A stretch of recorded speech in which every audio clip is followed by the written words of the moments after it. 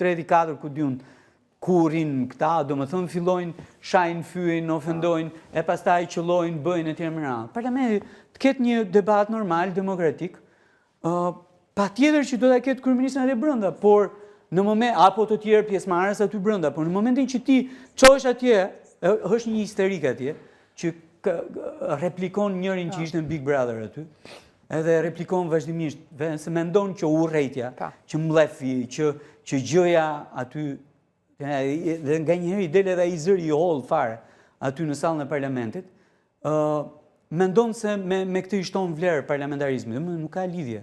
Parlamentarizmi me këtë gjë. Argumenti po. Vëre tjetrin përballë argumentave, vëre tjetrin në një debat përballë argumentave, munde përmes argumentave. Patjetër, për këtë është parlamenti.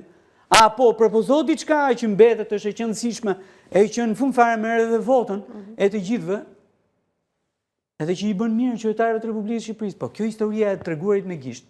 Pa e kthyer asnjëherë gishtin tek vetja. Është një histori banale e stërprovuar në parlament që thjesht i ka humbur vlera parlamentit. Në lind të kësaj, janë 140 deputet. Një pjesë e mirë nuk i kemi dëgjuar asnjëherë që të flasin, të jenë aty në poltrona, apo kur ka radhën, pra folsi i radhës, seanca është bosh, salla është bosh. Më vjen keq shumë. Dje për shembull ishin disa interpelanca që ishin shumë të mira në sallën e kuvendit. Edhe nga ne, edhe nga PD-ja. Sa ishte bosh, gjanë gjinë këm njeriu. Domethënë nuk ka as respekt më minimal për kolegun, se ma kujtojnë mua këtë solidaritetin kohë pas shkohe, po tash më vjen keq, domethënë unë nuk mund të jem solidar me një gjë që nuk shkon, po me një gjë që ka interes publik, po patjetër që jam solidar ri atje për dëgjuar deri në fund. Pra për shkak të kësaj, a dëptojt ajo që unë thash miratimi ligjeve pa debat? Një pjesëve aty ju është bezdisur shumë shpejt parlamenti, apo puna që kanë marrë përsiv. Të rish atje, të marrësh pjesë, të diskutosh, të debatosh aty në grup, në komisionet, ti merr është punë. Është punë, është një pjesë e punës që ti e ndan midis territorit edhe sallës së kuvendit. Dhe duhet të jesh atje. Punë me kaq shumë përgjegjësi ti je ligjvënës, të paguash edhe ti ikësh, është problem i madh. Megjithatë, jeni për këtë reduktimin e numrit të deputetëve që thot kryeministri? Nga 140 në 100? Nëse është në të mirë të jetës parlamentare, po patjetër, nëse do ndikoj këtu brenda përmirësimin edhe cilësisë së debatit që zhvillohet aty, të ligjeve që hartohen aty etj me radhë është një ndryshim formal pastaj. Duhet shoqërohet me ndryshim të gjithçkaje që përbën jetën parlamentare. Ju pyeta pak më parë për opozitën, por patët një moment me zotin Berisha në seancë. Çfarë ishte ai momenti? U dëgjuat si gjithmonë që kur e vë përballë argumentave të përgjigjet me diversion. Nuk është e re kjo gjëja, unë e njoh shumë mirë këtë gjë, prandaj u ktheva disa herë, sepse e njoh gjën. Ishte diskutimi për nivelin e taksave tek hidrokarburet, kemi një diferencë shumë të madhe.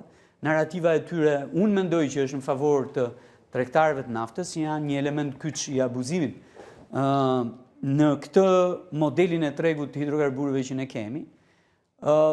Ndërkohë që unë besoj që duhen diskutuar të dyja, edhe modeli i tregut, edhe niveli i tatimit, edhe taksave. Zotria mendon të këtë, bëri një provokim, i tregova një media të huaj, shumë të rëndësishme siç është Wall Street Journal.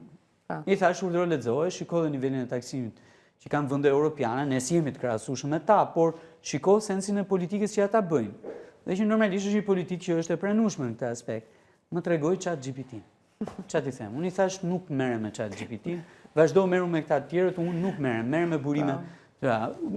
Foli prap nga mbrapa, u ktheva prap. Thash shiko këtu, më tregoi celularin, ishte një tabele përgatitur nga Departamenti Fiskal i Partisë Demokratike. I thash, është burimi yt, unë kam këtë burimin ndërkombëtar, nuk kam atë. Në moment që po kthehesha, më tha, "A që nge kundër diellës ta?" I thash, "Unë kam fituar lirin, të jem kundër asaj që mendoj që është gabim. Po fati keq është i këtyre, i thash, që nuk e kanë fituar lirin të jenë kundër teje." Një koment për këtë rezolutën për integrimin, ku bën bashkë PSD dhe PD. Ka aty. Ajo që ju tregoj. Ja, tani del ke tabela e departamentit fiskal Partisë Demokratike ma tregon. Unë i tregoj Wall Street Journal, ai më tregon departamentin e PD-s. Mirë, zoti Braçe, meqense jemi te kuvendi dhe tek seanca që ishte te Inten, Një moment nëse regjia mund ta ilustroj zotin Manja me kryetarin e kuvendit të zotin Peleshi, thjesht për një koment në studio. Kam përshtypjen që është produkti i tensionit që ka midis zotit Manja edhe një pjesë prej nesh, me kryetarin e kuvendit, me kryetarin e grupit, me këshillin për rregulloren, për çështjen e ndryshimeve rregulloren që po ndodhin. Do doja vëmendje natyrisht për këtë gjë, sepse thash edhe një herë tjetër, nuk shkon. Unë e thash edhe mbledhjen e kryesisë grupit, ku isha i ftuar aksidentalisht. Po aksidentalisht tash u bie. Edhe ja u thash edhe aty, domethënë që e para mbi të gjitha duhet jetë kushtetuese, nuk është. E dyta mbi të gjitha duhet bëj sens. Domethënë që komisioni i fushës, komisioni i përgjegjës, komisioni profesional të dëgjoj fjalabi e guvernatorin e Bankës së Shqipërisë, raportin e tij, ta pyes, të marrë përgjigje, të bëj debat me të hartoj një draft rezolute dhe kjo draft rezolute nuk shkon në seancë plenare, po duhet shkojë në një komision tjetër që duhet verifikoj sjelljen time përmes asaj rezolute, të verifikoj dhe të thras edhe ai nga krau tjetër guvernatorin e Bankës së Shqipërisë dhe pastaj në seancë mos shkoj rezoluta e komisionit përgjegjës, po të shkoj rezoluta që do miratoj ai komisioni tjetër. Kjo e para nuk bën sens, e dyta nuk ka etik. Unë nuk mendoj që Komisioni i Ekonomisë mund ta kontrollojë një komision tjetër. Fare zero, nuk ka asnjë lloj mundësie as aftësie në këtë aspekt. Po mbi të gjitha, ky lloj përqendrimi i instrumentit parlamentar të kontrollit nga parlamenti që do shkojë deri në kufit jo të kontrollit, jo të mbikëqyrjes, po dominimit mbi institucionet, natyrisht që mua ma bën të pamundur për ta mbështetur. Një moment me që e propozova momentin e Manjës me zotin Peleshi, e ndjekim pak?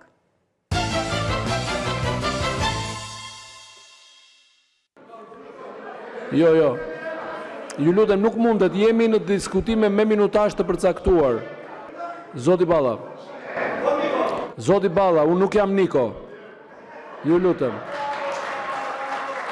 Zoti kryetari i kuvendit, me që parë nuk ma dhe fjalën për të konsumuar minutat e mia për t'ju përgjigjur Sali Berishës për akuzat që bëri, të paktën të kërkoja edhe ndjesën me mikrofon se tula gradat që ke, dhe preferove që në vetë ndjesës publike timës me mikrofon të dominoj cinizmi ytë me mikrofon, dua të të kujtoj se fuqia e ndjesës dhe pa mikrofon është shumë më e fortë se sa cinizmi i kujdo në raport me kolegët këtu në këtë sallë.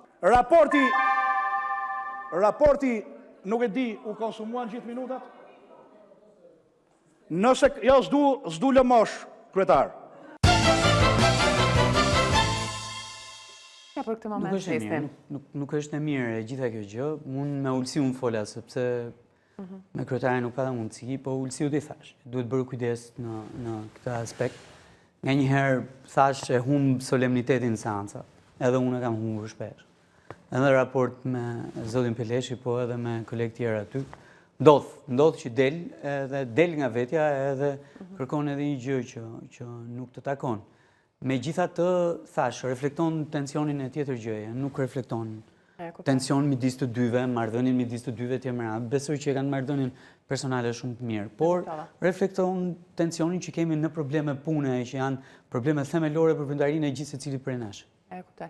Mirë, duhet t'ju pyes pak, apo për të marrë një koment edhe për çështjen, për dosjen e Akshit, gjykata e lartë vendosi zbutjen e masës për Mirlinda Karçanaj, së fundmi ka patur një dalje në media, si e shikon rastin Karçanaj? Nuk e shikoj fare, me thënë të drejtën, sepse unë e kam ndaluar veten që të komentoj për çështje që janë në hetim, apo për çështje që janë në gjykim. E kam darë edhe me ju këtu, nuk e bëj për asnjë. Nuk kam komentuar asnjë proces qoftë hetimor, qoftë proces gjyqësor, madje s'kam komentuar as gjyqin tim, imagjinoni, akoma. Javës tjetër besoj që do kem mundësi ta komentoj gjyqin tim, po them, nuk komentoj fare për këtë gjë. Ajo që do doja